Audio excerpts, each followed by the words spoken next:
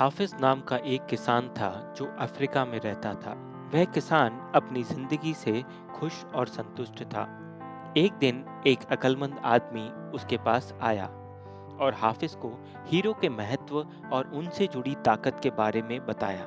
उसने हाफिज से कहा, अगर तुम्हारे पास अंगूठे जितना भी बड़ा हीरा हो तो तुम पूरा शहर खरीद सकते हो, और अगर तुम्हारे पास एक हाथ की मुट्ठी जितना बड़ा हीरा हो तो तुम शायद पूरा देश ही खरीद पाओ।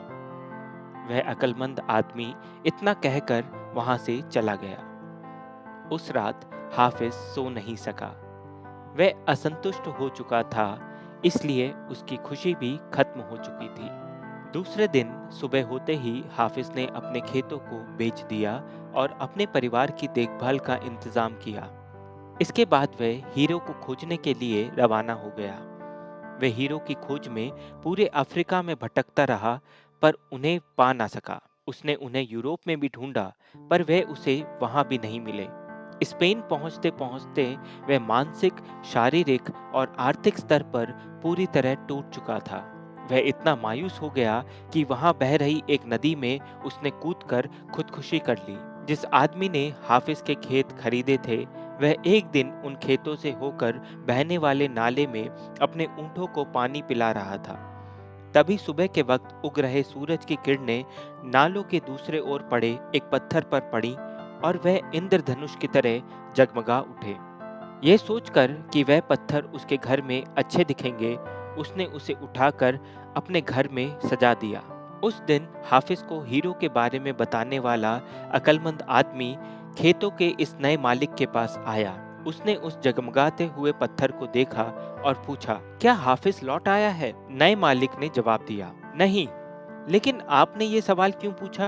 अक्लमंद आदमी ने जवाब दिया, क्योंकि यह हीरा है, मैं उन्हें देखते ही पहचान जाता हूँ। नए मालिक ने कहा, नहीं, ये तो एक महज पत्थर है, मैंने उसे नाले के पास से उठाया है। चलिए मैं आपको दिखाता हूँ, वहाँ ऐसे बहुत सारे पत्थर पड़े हुए हैं। उन्होंने वहाँ से बहुत सारे पत्थर उठाए और उन्हें जांचने परखने के लिए भेज दिया।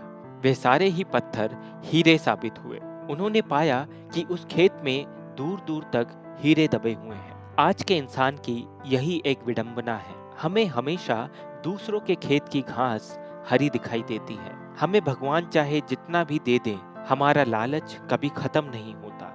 इसी प्रकार दूसरों के पास मौजूद चीजें हमें ज्यादा आकर्षित करती हैं। हमें जरूरत है तो एक सही नजरिए की। हमारा नजरिया अगर सही होता है तो हमें महसूस होता है कि हम हीरो से बनी हुई जमीन पर चल रहे हैं।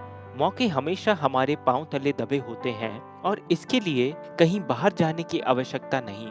हमें बस एक चीज की जरूरत है, वो है सही नजरिया, जिससे हम उन्हें पहचान सकें।